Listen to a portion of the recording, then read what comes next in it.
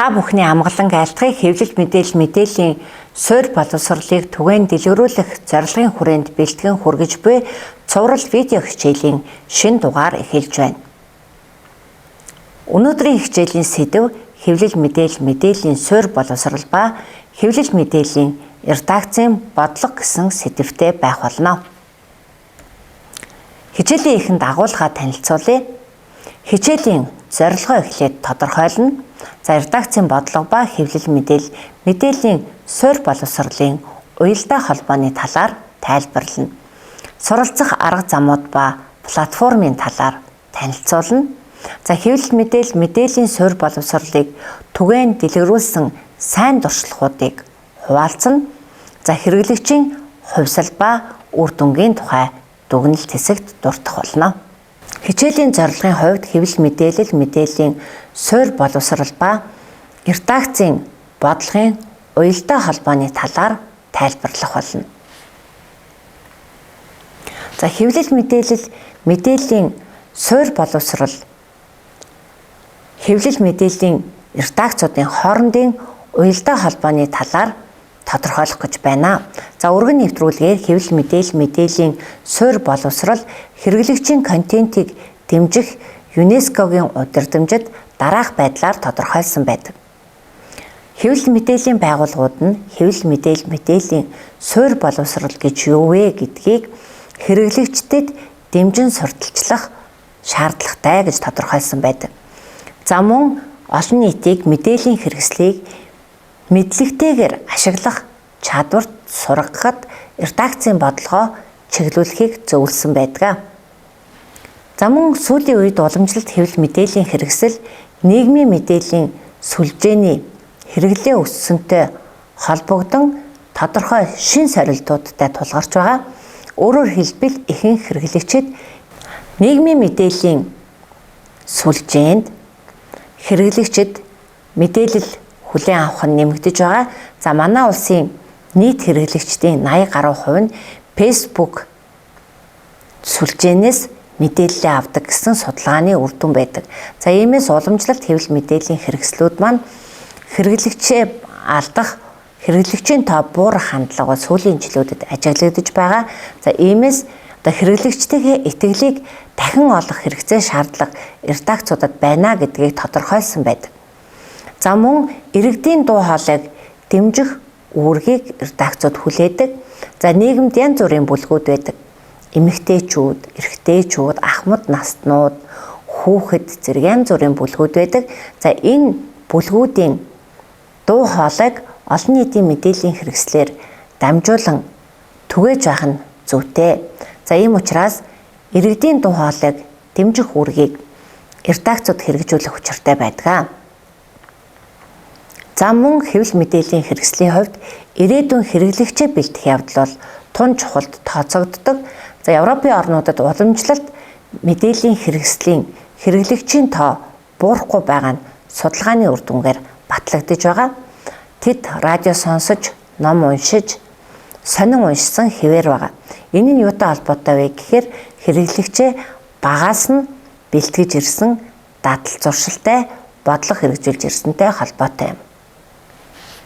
За мөн хэвлэл мэдээллийн хэрэгсэл найдвартай их сурвалж юм аа гэдгийг олон нийтэд тайлбарлан таниулах нь зүйтэй гэж зөвлөсөн байна. За редакцийн бодлогод хэвлэл мэдээллийн суурь боловсролыг хэрхэн тусгаж болох вэ? Ямар бодлого хэрэгжүүлэх вэ гэдэгт дараах зөвлөгөө өгсөн байдаг. За хэвлэл мэдээллийн суурь боловсролын стратеги төлөвлөгөөг бол дотооддоо хэрэгжүүлэх, хэвлэл мэдээллийн суурь боловсрол хэрэглэгчдийн контентийг түгээн дэлгэрүүлэх, удирдамжийг баталж дагаж мөрдөх. За үйл ажиллагааны ил тод байдлаа нэмэгдүүлэх зэрэг бодлогыг хэрэгжүүлэх шаардлагатай болж байна.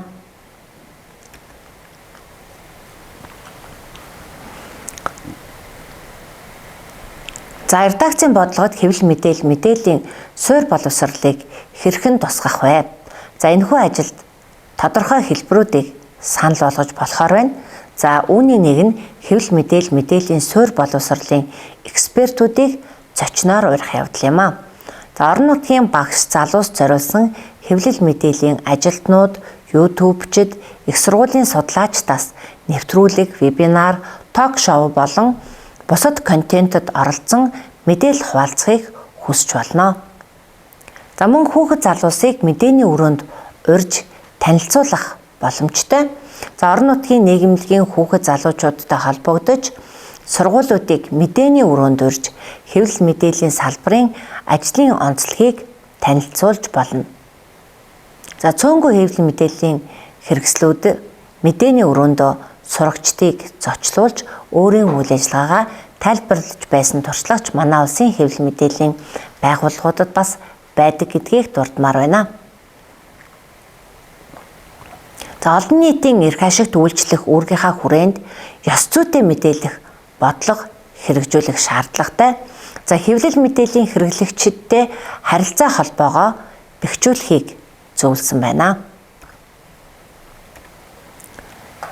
За мөн энэ хэвлэл мэдээллийн суурь боловсролын талаар хэрхэн суралцах вэ гэвэл бид тодорхой платформуудыг ашиглаж болно. Эндээс та бүхэн илүү дэлгэрэнгүй мэдээллийг авч суралцах боломжтой байдаг. За MILID сүлжээ. За энэ хэвлэл мэдээллийн суурь боловсролын түншлэлийн дэлхийн холбооноос хөгжүүлдэг платформ юм аа. За дараагийн сүлжээ нь энд та бүхэн харж байна. За энэхүү сүлжээ нь хэвлэл мэдээллийн суурь боловсролын нийгмийн хэвлэл мэдээллийн инновацийн стратегийн тухай хэрэглэгчдэд танилцуулдаг байна. Та бүхэн өөрсдөө энэхүү хаягаар орж дэлгэрэнгүй мэдээллийг үзэж болно. За дараа нь Newsroom гэж платформ байна. За хэвлэл мэдээллийн суурь боловсролын ур чадварыг хөгжүүлэхэд хэрэгтэй их сурвалж нь Newsroom юм аа. Энэ нь ихтэй сургуулийн багш нарт зориулсан бөгөөд оюутнуудаа хэвлэл мэдээллийн суурь боловсролын талаарх хичээлийг хэрхэн заах талаарх арга зүйг зөвлөсөн байдаг. Хэвлэл мэдээллийн суурь боловсролыг түгээн дэлгэрүүлэхийн тулд хэвлэл мэдээллийн байгууллагууд маань редакцийн агуулгадаа энэ төрлийн контентийг нэмэгдүүлэх шаардлагатай гэдгийг энэ хичээлээрээ бид онцолж байгаа.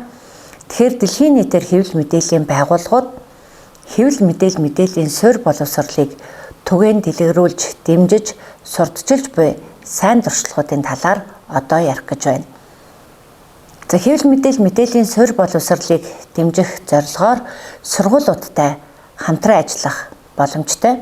За Европын зарим орнуудад 10 жилийн хичээлийн хөтөлбөрт хэвлэл мэдээллийн суурь боловсролын тухай ойлголт, мэдлэг өгөх хичээлийг багтаасан байдаг. За манай улсад бол хараахан нэгдсэн байдлаар ийм хөтөлбөр нэвтрээгүй байгаа.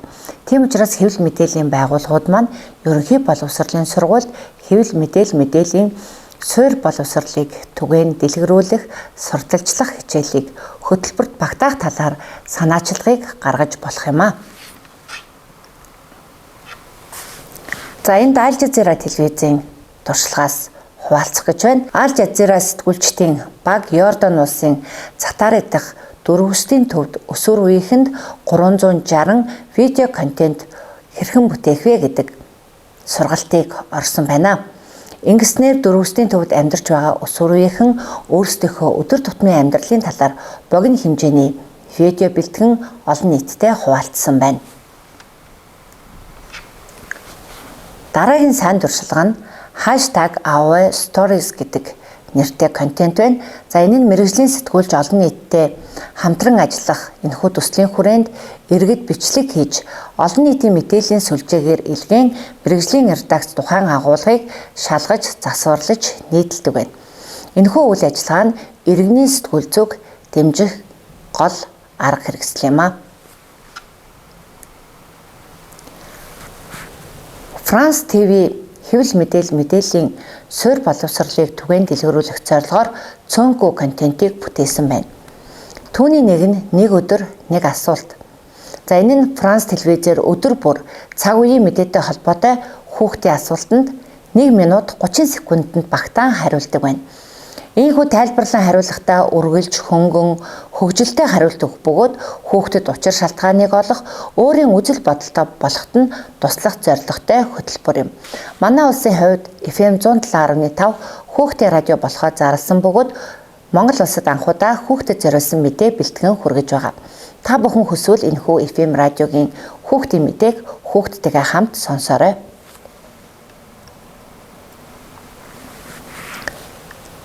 Франс ТV нэгэн сонирхолтой хамтын ажиллагааны хөтөлбөрийг хэрэгжүүлсэн байна. За энэ нь мэдээллийн хамтын ажиллагаа гэдэг нэртэй бөгөөд нийгмийн мэдээллийн сүлжээнд нэр алдартай инфлюенсеруудтай хамтран мэдээллийг бэлтгэн уншигч үзэгчдэд хүргэдэг байна. За мөн Франс ТV-гийн сэтгүүлч амаргүй шүү гэдэг хөтөлбөрийг энд онцолж байна.